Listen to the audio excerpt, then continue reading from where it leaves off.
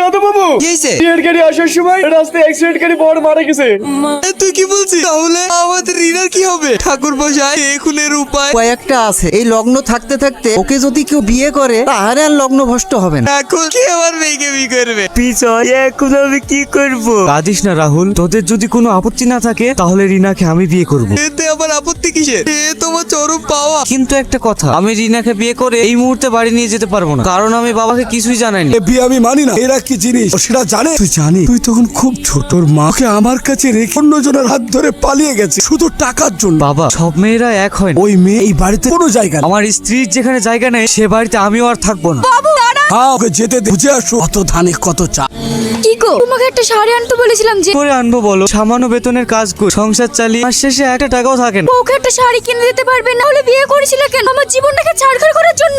শাড়িটা আপনার খুব পছন্দ তাই না? নিয়ে নিন, আপনাকে খুব মানাবে। কি করে নেবো? অনেক দাম। এক্সকিউজ মি, বলে এই গিফটটা আপনার জন্য প্লিজ। এটা সেই শাড়ি যেটা তুমি পছন্দ করেছিলে। তুমি পারবে না এই শাড়িটা পরে আমার সাথে দেখা করতে? এতে ফোন নাম্বার রইল।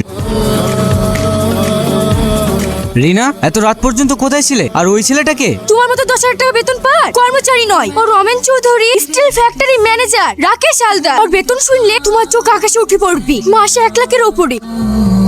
দাদা, বাবু চলে যাওয়ার পর থেকে তুমি একবারও খোঁজ নিলে না। তুই কি ভেবেছিস? প্রতিটা রাত প্রতিটা দিন আমি শুধু ওর কথাই ভাবি। আমি বলছিলাম তুমি বিজয়কে নিয়ে এসো। না, ওর ভুল যখন ও বুঝতে পারবে ও নিজেই আসবে। না, তোমার মতো একটা এত সুন্দর মেয়ে ওই গে ভূতের কাছে যে কি করে আসো? না থেকে যাবোই বা কোথায়? যদি বলি আমার কাছে। তুমি আমাকে নেবে? রিনা, কি হচ্ছে এসব? তুমি এভাবে হট করে ঘর ঢুকছো? তোমার কোনো কমন সেন্স নেই? না না, সব আছে তোমার, তাই তো একটা পরপুরুষকে ঘরে ডেকে লীলা করছো। কাকে পরপুরুষ বলছো? ওটা আমার স্বামী। আর আজকে আমি ওকে বিয়ে করব তোমাকে ডিভোর্স দিয়ে। আমি তোমার মতো ভিখিরির কাছে থাকতে পারবো না।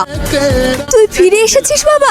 আমি রিনাকে চিনতে ভুল করেছি, আমি এর ফল পেয়েছি। ওই জন্যই তো বলেছিলাম এদিকে চেনা বড় কঠিন। ঠিক আছে, ফ্রেশ হয়ে বিশ্রাম কর গা। না ড্যাড, আমি অনেক বিশ্রাম করেছি। আর না, আমি এক্ষুনি অফিসে যাব। দেখুন স্যার, আমি যার নুন খাই তার সাথে নিমখ আমি করতে পারবো না। এর আগেও আপনি 1 কোটি টাকার মাল সরিয়েছে, আবার একই কাজ আমাকে করতে বলছে। তুমি বোধহয় ভুলে গেছো ওর গলায় যে সোনার নেকলেসটা ঝুলছে ওটা আমার দেওয়া। আজ তোমাদের প্রমোশন হবে তাই না? আজ আমাদের মালিক সবাইকে ডেকেছে, দেখা যাক কি বলে। আজ 30 বছর এই কোম্পানির আমি মালিক ছিলাম, আজকে সেটা হ্যান্ড ওভার করতে চাই। আজ থেকে এই কোম্পানির মালিক হবে আমার একমাত্র ছেলে। আজ থেকে আমি আপনাদের নতুন দায়িত্ব পালন করছি। এ তো বিজয়। বিজয় তো হলে রমেন চৌধুরীর একমাত্র ছেলে। আপনারাই হলেন এই কোম্পানির মা বাবা। আপনারা চাইলে কোম্পানি বড় করতেও পারে, আবার ধুলোর সঙ্গে মিশিয়ে দিতেও পারে। এই সতের মধ্যে কিছু অসৎ মুখ লুকিয়ে আছে, সেই সব জানোয়ারদের মুখোশ আজ খুলে দেবো। ম্যানেজার রাকেশ এন্ড সুমন, তোমরা এখানে এসো। এই স্টিল কোম্পানি 1.5 কোটি টাকা তছনছের অপরাধে আমি তোমাদের দুজনকে গ্রেফতার করলাম। বিজয়, তুমি আমাকে ক্ষমা করে দাও। আমি তো একজন অপদার্থ স্বামী।